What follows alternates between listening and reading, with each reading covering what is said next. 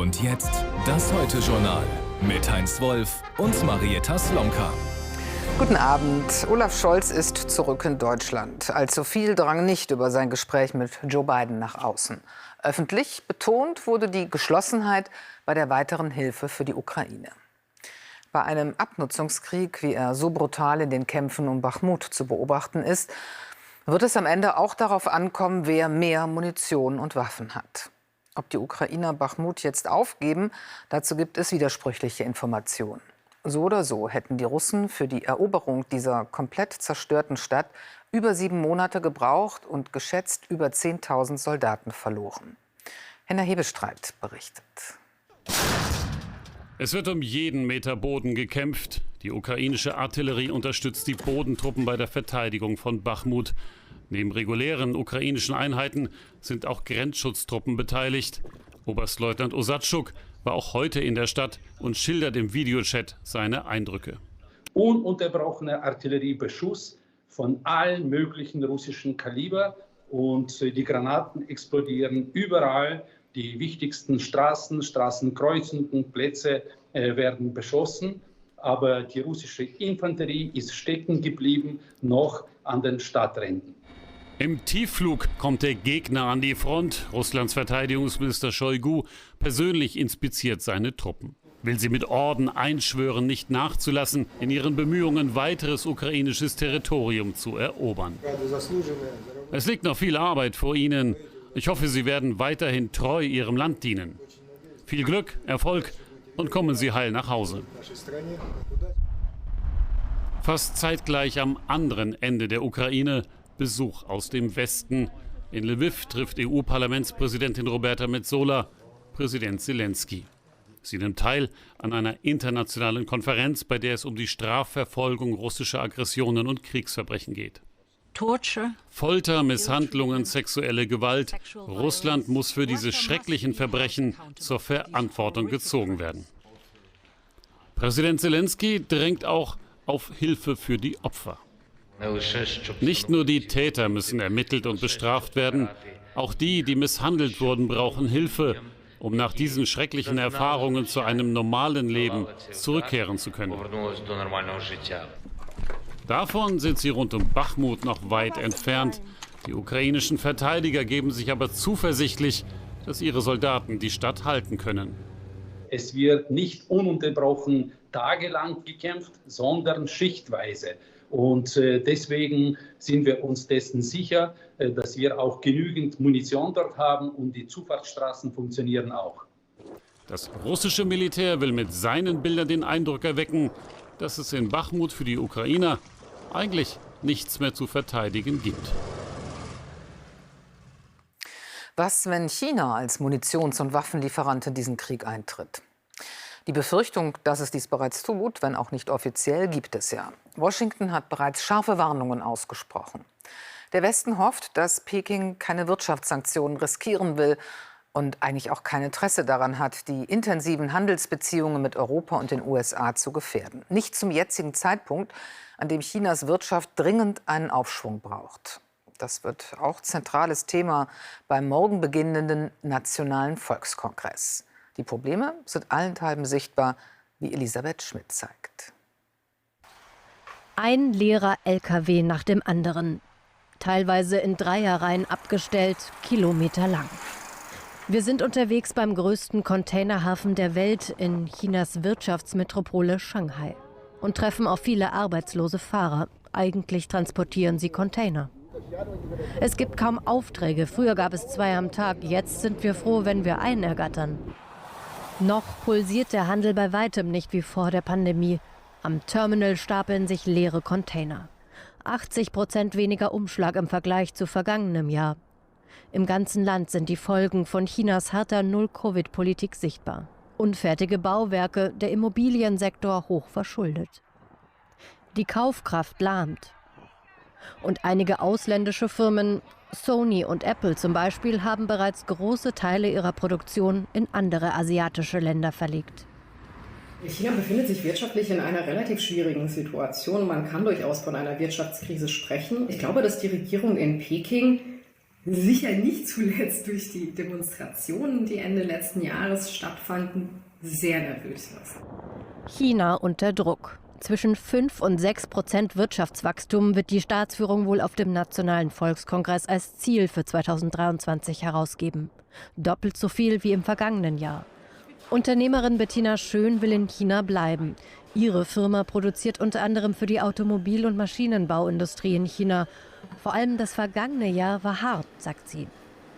China hat sich ja eigentlich durch diese Null-Covid-Politik wirklich für die letzten 3 Jahre so ein bisschen vom Rest der Welt entkoppelt.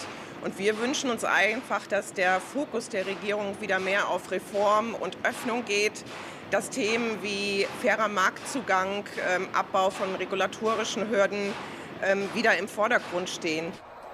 Chinas Staatsführung hat die Mission Vertrauen zurückgewinnen begonnen. Das verordnete Wirtschaftsziel soll in diesem Jahr mit Wucht erreicht werden. Und das hat auch Folgen für Europa. Diese Störungen von Lieferketten, die wir nun schon einige Jahre erlebt haben seit der Corona-Pandemie, dürften weiter langsam verschwinden. Das wird sich positiv für alle beteiligten Länder auswirken. Zugleich treibt es natürlich die Nachfrage an. Insofern ist es in einer Zeit, wo wir uns schon Sorgen um Inflation machen, ein bisschen mit einer Gefahr verbunden, dass da gewisse Preise, vor allen Dingen im Energiebereich, in die Höhe getrieben werden. Die Wirtschaft in der Volksrepublik wieder auf Kurs bringen. Es wird eine Mammutaufgabe für die neue Regierung. Nach Deutschland. Ist in der Koalition die Stimmung schlecht, hilft manchmal ein Stuhlkreis in barockem Interieur. Schloss Meseberg im Brandenburgischen diente ja schon häufig für politische Betriebsausflüge, genannt Kabinettsklausur. Man hockt kompakt aufeinander, kann sich nicht aus dem Weg gehen und muss Ergebnisse liefern. Streitthemen gibt es bemerkenswert viele. Dass die FDP dabei auffallend häufig in der Rolle des Neinsagers ist, liegt auch, aber nicht nur daran, dass ihr Chef zugleich der Kassenwart am Kabinettstisch ist. Eines der Themen, um die ab morgen besonders hart gerungen werden dürfte, die von Grünen und SPD geforderte Kindergrundsicherung sein. Andreas Huppert mit den Hintergründen. Deutschland gehört zu den wohlhabendsten Ländern der Welt. Trotzdem sind 1/5 der Minderjährigen hier von Armut betroffen. Darüber sind sich Kinderschutzorganisationen, staatliche Stellen und das Statistische Bundesamt einig. Viele Kinder sind arm, obwohl ihre Eltern arbeiten. Etwa 2/3 aller Kinder, die in Armut leben, leben bei Erwerbstätigen, die aber ein prekäres Einkommen haben, das nicht ausreicht, um ihre ganze Familie zu versorgen. Jedes Kind in Armut ist eins zu viel. Das hat sich die Bundesregierung erst in den Koalitionsvertrag und jetzt in einen Gesetzentwurf geschrieben. Die grüne Familienministerin hat ihn erarbeitet. Ab 2025 soll die Kindergrundsicherung alle Leistungen, also Kindergeld, Bürgergeld und Kinderzuschläge für Einkommensschwache bündeln. 12 Milliarden Euro soll das Ganze kosten. Doch plötzlich gibt's Streit ums Geld. Die FDP und ihr Finanzminister blockieren. Es geht darum, dass die Reihenfolge die falsche ist. Wir müssen erst mal besprechen, was wollen wir eigentlich machen, bevor wir seriös überhaupt einen Preis benennen können. Ich kenne bisher keine inhaltliche Begründung für die 12 Milliarden. Per Zeitungsinterview lässt die Familienministerin wissen, die Kindergrundsicherung ist das wichtigste sozialpolitische Vorhaben dieser Regierung. Daran wird sich die Koalition messen lassen müssen. Diese Bundesregierung und auch dieser Finanzminister hat sehr viel Geld ausgegeben, auch im Rahmen der Energiekrise und so weiter, mit Einmalzahlungen, sehr gestreut. Auch sehr reiche Menschen haben sehr viel bekommen. Und ausgerechnet, wenn es um arme Kinder geht, dann sagt er Stopp. Auch für die SPD ist die Kindergrundsicherung ein Muss, nicht verhandelbar. Man hofft auf ein Einlenken der FDP. Ja, für uns ist es wichtig, dass in der Koalition Einigkeit herrscht über diese Projekte. Es geht um die Modernisierung des Landes, es geht um den sozialen Zusammenhalt in Deutschland. Sowohl in Meseberg als auch bei Sitzungen des Koalitionsausschusses werden wir uns über diese Dinge unterhalten und am Ende zu einer guten Einigung kommen. Die Kindergrundsicherung ab morgen hat die Bundesregierung ausreichend Zeit, sich mit dem Thema zu beschäftigen. Bei der Klausurtagung hier auf Schloss Meseberg. In Iran bangen Eltern um Leib und Leben ihrer Kinder, vor allem wenn sie Töchter haben. Mädchen und junge Frauen haben die Protestwelle angeführt. Viele von ihnen wurden von den Schergen des Regimes schwer verletzt oder gar getötet. Nun kommt eine neue Angst hinzu. Quer durchs Land leiden Schulmädchen an Vergiftungserscheinungen. Betroffen sind Mädchenschulen in verschiedenen Provinzen Irans. Viele Eltern trauen sich schon nicht mehr, die Kinder in die Schule zu lassen. Kamran Safiarian berichtet. Mehrere Mädchen ringen um Luft. Ihre Mitschülerinnen leisten erste Hilfe. Bilder aus Teheran heute. Ähnliche Bilder aus der Provinz Fars im Süden. Die Mädchen leiden an Atemnot, Schwindel oder Übelkeit. Betroffene erzählen von zischenden Geräuschen in Klassenzimmern und Chlorgeruch. Es roch nach Gas, dann wurde meiner Mitschülerin schlecht und schwindelig. Immer mehr Mitschülerinnen wurden übel, sie mussten die Klasse verlassen. Die mysteriöse Vergiftungswelle bei Schulmädchen in Iran zieht weiter Kreise. Inzwischen sind über 1000 Schülerinnen an Dutzenden Schulen betroffen, landesweit. Eltern und Angehörige sind fassungslos und wütend. Ihr Revolutionsgarten seit wie der IS schreien sie heute vor dieser Schule in Teheran. Anderswo wird ihnen der Zutritt zu den Schulen ihrer Kinder verweigert. Inzwischen füllen sich Krankenhausabteilungen mit verzweifelten Angehörigen. Die Vereinten Nationen fordern Aufklärung. Wir haben verstörende Berichte über giftige Gasattacken an iranischen Schulen. Wir fordern, dass diese Angelegenheit transparent untersucht wird und dass die Täter zur Rechenschaft gezogen werden. Irans Präsident Raisi hat Aufklärung für die seit Monaten auftretenden Vergiftungen versprochen. Der Gesundheitsminister sagt, er habe extra ein Expertenteam aus Toxikologen zusammengestellt. Denn immer noch steht nicht fest, welche Substanzen verwendet wurden und wer für die Giftanschläge an Schulen verantwortlich ist. Ich glaube, wir müssen wissen, dass die Reaktionen von Seiten des Regimes in Sachen Aufarbeitung der Fälle wenig glaubwürdig ist, weil wir dürfen nicht vergessen, dass in jeder Schule in Iran es Geheimdienstmitarbeiter gibt. Deswegen ist es sehr, sehr unwahrscheinlich, dass all diese Vergiftungsanschläge seit November schon nicht unter dem Radar des Regimes aufgetaucht sind. Und ich gehe davon aus, dass sehr viele Indizien darauf hinweisen, dass das Regime sogar direkt involviert ist. Bilder von heute zeigen, statt aufzuklären, attackieren Sicherheitsbeamte des Regimes Eltern und betroffene Schülerinnen. Die Vergiftungswelle, sie wird die Proteste in Iran weiter anfachen. Und mit Iran geht es jetzt auch in den Nachrichten erstmal weiter. Die internationale Atomenergiebehörde IAEA hat mit Iran vereinbart, dass die Atomanlagen des Landes wieder genauer überwacht werden können. Hintergrund sind Bedenken gegen Irans Atomprogramm. IAEA-Chef Grossi sprach heute in Teheran mit Präsident Raisi. IAEA-Experten hatten in einer Anlage Spuren von Uran gefunden, mit einem Anreicherungsgrad knapp unter der Atomwaffentauglichkeit.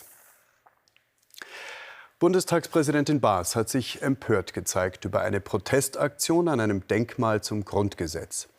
Die Initiative Letzte Generation veröffentlichte ein Video, das zeigt, wie in der Nähe des Bundestags die Glasskulptur Grundgesetz 49 mit einer dunklen Flüssigkeit übergossen wird. Die Gruppe kritisiert die Klimapolitik der Regierung und die weitere Nutzung fossiler Brennstoffe wie Erdöl. Mit dem Schutz der Meere haben sich heute 2 internationale Konferenzen befasst. Bei der Our Ocean-Konferenz in Panama wurden fast 20 Milliarden Dollar zugesagt, etwa für nachhaltige Fischerei und Schutzgebiete. Und bei der UN in New York sollen durch ein Hochseeabkommen die Meeresregionen geschützt werden, die außerhalb nationaler Hoheitsrechte liegen.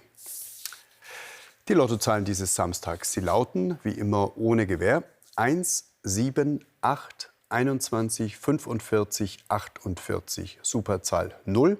Weitere Gewinnzahlen finden Sie auf lotto.zdf.de und im ZDF-Text auf Seite 556. Und noch die Wetteraussichten. Morgen gibt es ganz im Süden und im Nordosten Wolkenlücken.